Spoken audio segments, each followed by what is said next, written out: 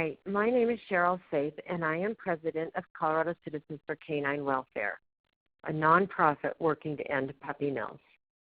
This webinar is called Puppy Mills in Colorado. We will be discussing what a puppy mill is, the history, the regulation of puppy mills, the problems with puppy mills, and what is being done to help end puppy mills, and what the everyday person can do to help end puppy mills. So what is a puppy mill?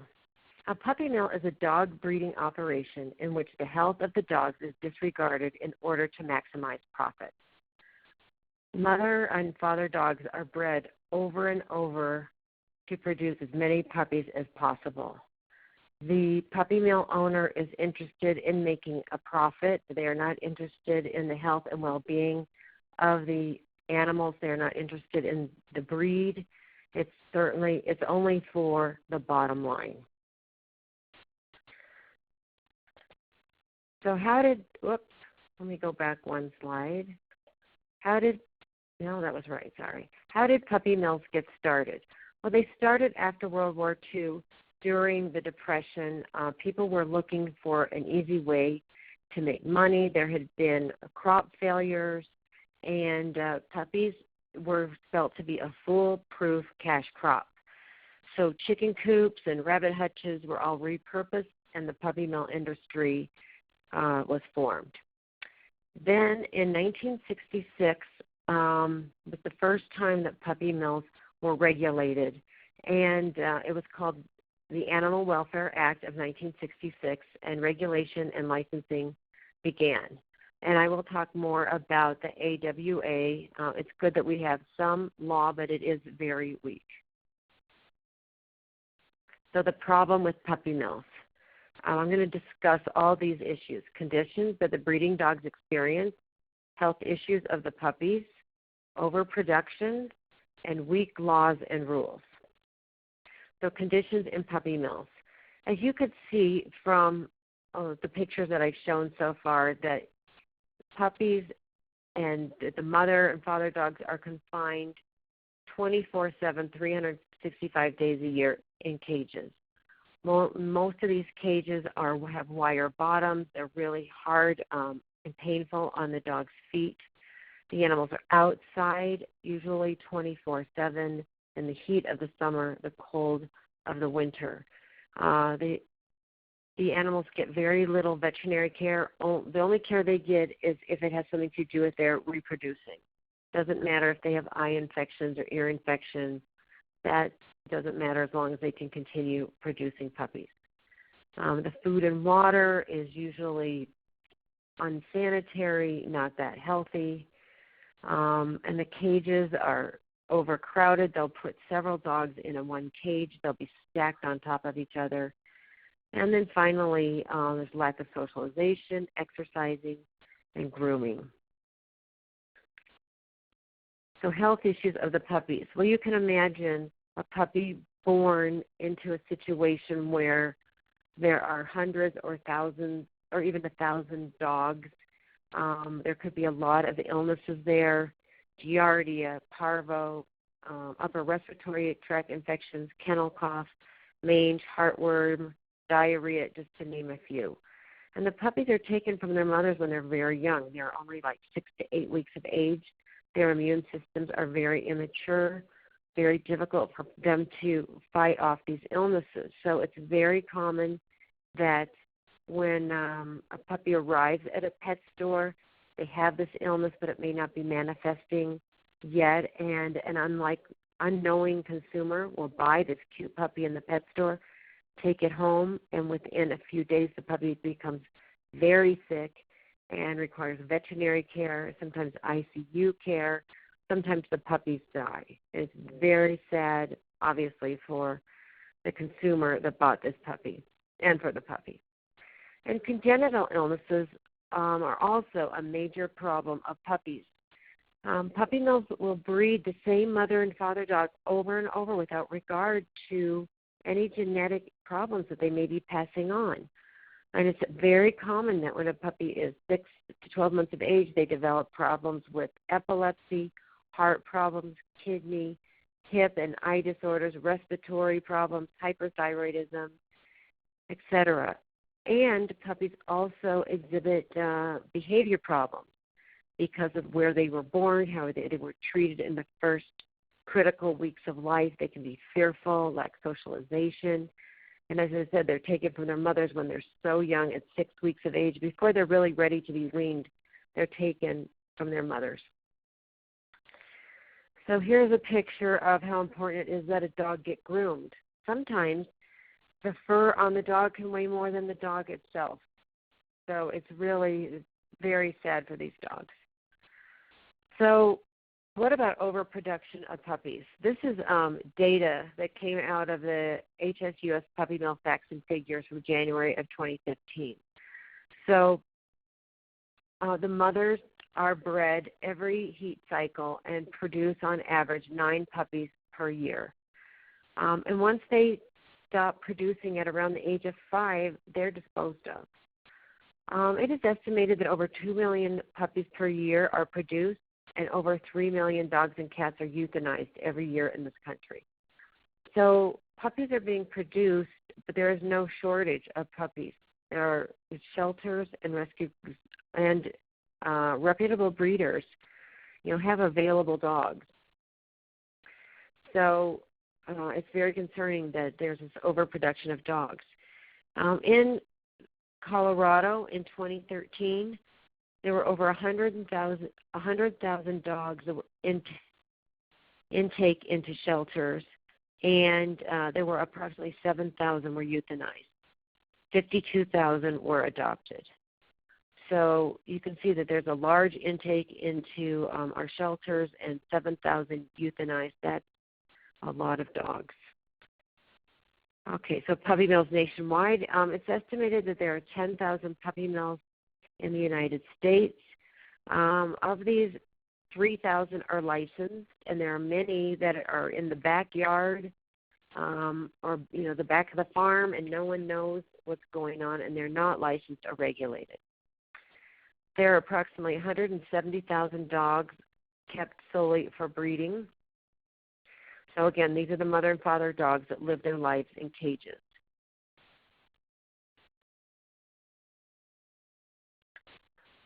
So puppy mills in Colorado. We have approximately 160 licensed mills in Colorado, 136 small-scale breeders. That means that they sell between 50 and 99 dogs per year, or they call it transfer, 50 to 99 dogs per year, and 21 large-scale breeders. So they transfer over 100 dogs per year. And I forgot to mention on the previous slide that most of the puppy mills in the United States are in the Midwest, in Missouri, Pennsylvania, and Ohio. The Amish have puppy mills as well. And puppy mills can have from 10 to 1,000 breeding dogs. So back to puppy mills in Colorado. The regulations of Colorado, there's no limit on the number of breeding dogs, and there's no limit on the number of puppies produced. The regulation of puppy mills. How are puppy mills regulated? There are 2 ways. One is nationwide, and that's the Animal Welfare Act that I talked about earlier. And in Colorado, we are actually very lucky. We have, through the U.S. Department of Agriculture, it's called the Pet Animal Care Facilities Act, or PACFA, who also regulates puppy mills. So I will be describing both of these. So these are photos from a USDA inspection. You can see how many dogs are living in cages, their paws are falling through, the lack of veterinary care, the lack of grooming, how horrible the water looks. So USDA inspection issues. So the USDA is charged with inspecting all the puppy mills in the United States, and there are approximately 100 or 110 inspectors. You can imagine how difficult this job is in 50 states. Also, the inspectors fail to cite or document violations, and the penalties are insufficient for what the violations are. Many times an inspector will find violations, and they will say, well, come back in 4 weeks. I want to see that the water is cleaned up, that the rusty wires in the cages are cleaned up, that the ants are taken out of the cages. And when the inspector returns in 4 weeks, no one is there to let them in. It's really common that the inspector will show up again and again, and they will not be let in, and there's no penalty. Nothing wrong with doing that. So, and also it's cheaper for a breeder to pay a fine of like $250 than to clean up their puppy mill. So that's really sad. So PACFA. PACFA is Colorado only. It was started approximately 10 or 15 years ago. It has a board that creates the rules that govern the pet animal care facilities. So a pet animal care facility is a puppy mill or a commercial breeding facility, but it also includes doggy daycares, groomers, dog trainers, anything having to do with a pet animal care facility. And it also covers all pet animals, so cats and birds and fish and reptiles. So it's charged with licensing and regulating. There are approximately 1,800 pet animal care facilities in Colorado, and we have 5 inspectors. It used to be 3, so we were very happy in the last few years that it was at least increased to 5. So some of the advantages of PACFA are that it's much easier to change rules in PACFA than it is through the USDA or through changing laws and legislation. And we are very encouraged because PACFA has a new director. His name is Nick Fisher. He was appointed in January of 2015, and he seems very interested in just tightening up the rules and regulations, making sure that all facilities are inspected every year, and that if there are violations, that they are, whatever the problem was, that it is fixed. So we're very encouraged with the new leadership at PACFA. So some other things that have changed, there's some good laws that are being instituted around the country. Number one is the internet sales loophole was closed. This was a USDA rule change in 2014 that closed the loophole that allowed dogs to be sold on the internet without any licensing or inspection. So now, if the internet seller ships a puppy sight unseen to a consumer, they must have a USDA license. The next thing that's very exciting that's happening is that municipalities around the United States and Canada are banning the sale of puppies in pet stores. What this effectively does is decreases the demand for puppy mill dogs and hopefully decrease the production of puppy mill puppies. So there are approximately 80 municipalities that have banned the sale of puppies in pet stores. Fountain, Colorado has a ban. They did this a couple of years ago. But large cities like LA, San Diego, Albuquerque, Phoenix, Chicago, a lot of cities in Florida, just to name a few. And there is some data. This has all happened within probably the last 5 years. Albuquerque was one of the first cities, and there's some data coming out of Albuquerque, and there's some data coming out of LA to show that after instituting the ban on the sale of puppies in pet stores, the intake of dogs in shelters has decreased, and the euthanasia rates in those shelters has decreased. So it looks like these bans are effective, and we are very encouraged by this, and we are definitely looking into instituting some bans in Colorado cities as well. There are some other laws, violation laws, pet lemon laws. Pet lemon laws are in existence in 22 states, and they state that if you purchase a puppy that is ill, you can return it to the pet store and get your money back, or get a new puppy, or get your veterinary bills paid for. And they also have indication for congenital problems as well. So there are things happening all over the country, and that is very exciting. Here's some more pictures of puppy mills, and this is why it's so concerning to not buy a puppy on the internet. On the left-hand side of the screen, you can see this cute puppy in a nice, warm, loving situation. And that's what the consumer sees on the internet. And when the USDA has actually gone into the puppy mill, this is what it looks like. Stacked cages, filthy, horrible conditions.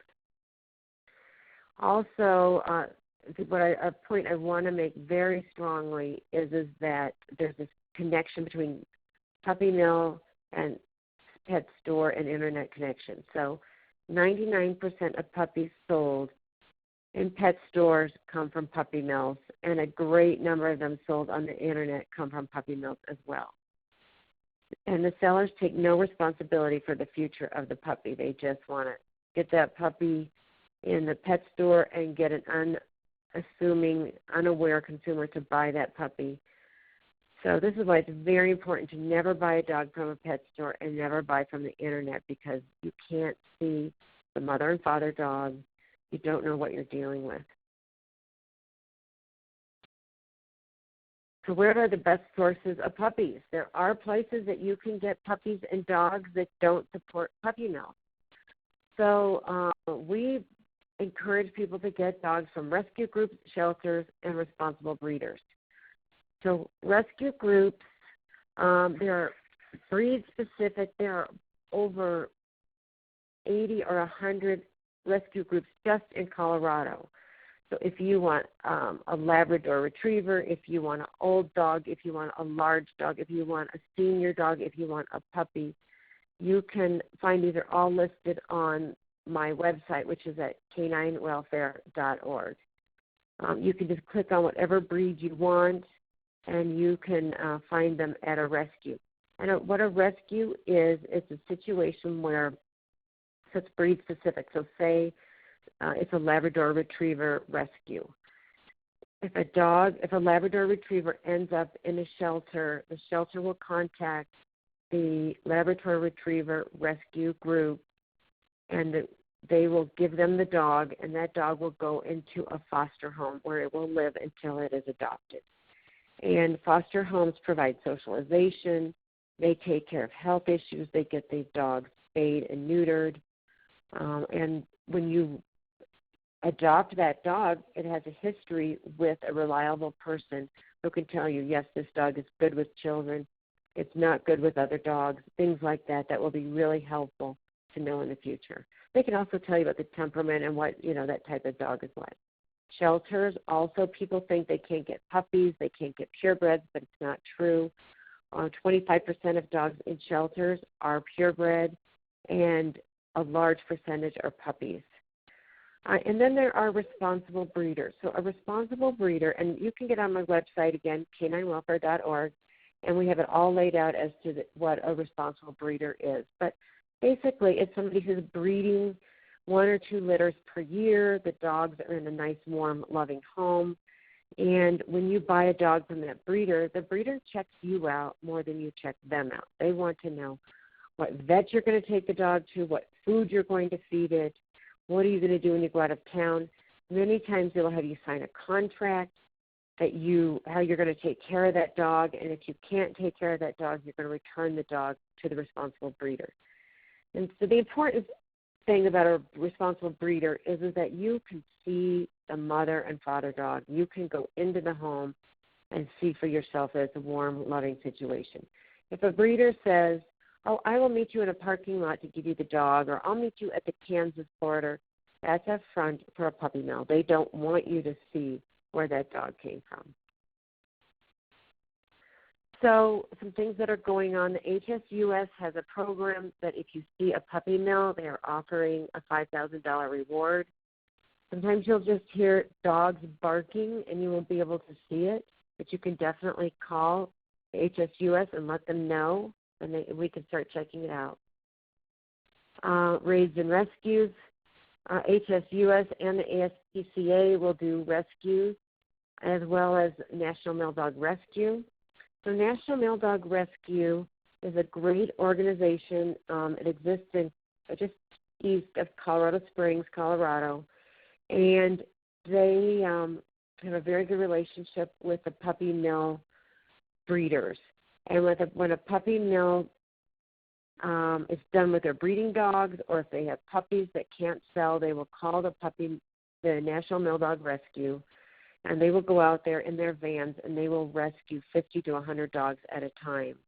And they'll take them back to this wonderful facility they have in Colorado Springs, and they will groom these dogs, get them socialization, get them back into good health, and then they screen very carefully new homes, so they will get their dogs new homes. And here is a picture of a dog coming out of a puppy mill, and here is a dog after. The after picture is when this dog has been living in a warm, loving home, put on weight, it's smiling, it's playing. So these dogs can be rehabilitated. They can be great dogs. I'm sure many of you or your neighbors have puppy mill dogs and can tell you that they're great dogs. So what else is going on to help end puppy mills? Well, my group, Colorado Citizens for Canine Welfare, we are working to educate the public, which is what this webinar is all about puppy mills and their connection to the sales at pet stores and the Internet. We support legislation such as banning the sale of dogs in pet stores. We attend festivals and events, just telling as many people as we can about puppy mills. And we have a weekly peaceful rally outside a pet store up in North Denver.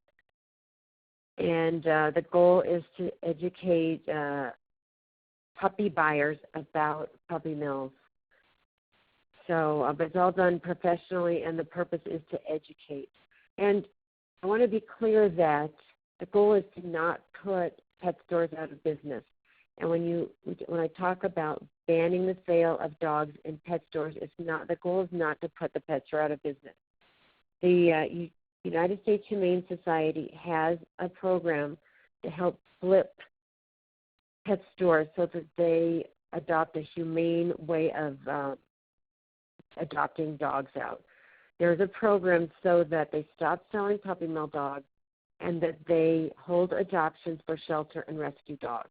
And then the HSUS helps these pet stores set up programs like dog training, dog grooming, selling dog food in their stores so that they can still remain profitable but not have to sell puppy mill dogs.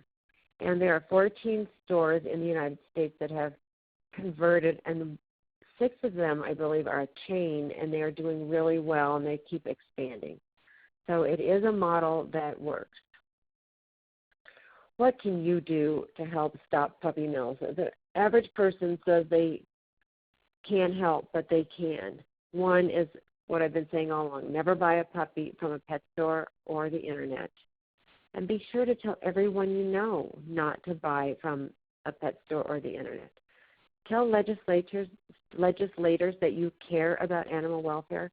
Legislators listen, and they want to be reelected, and they know that there are watch groups keeping track of how they vote on animal issues. And every legislative session, there are 5 or more animal laws. And so they are very aware of this, and they are starting to learn about puppy mills. So let your legislators know that you care. Always consider adoption first, which we talked about. And spread the word.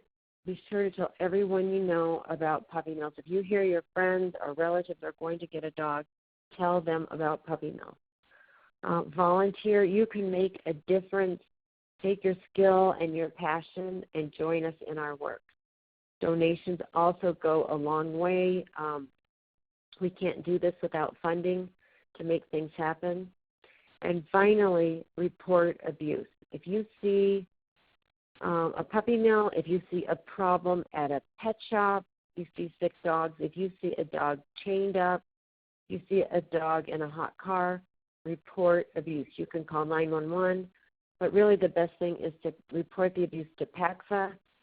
You can find the links to this on the Canine Welfare welfare.org website.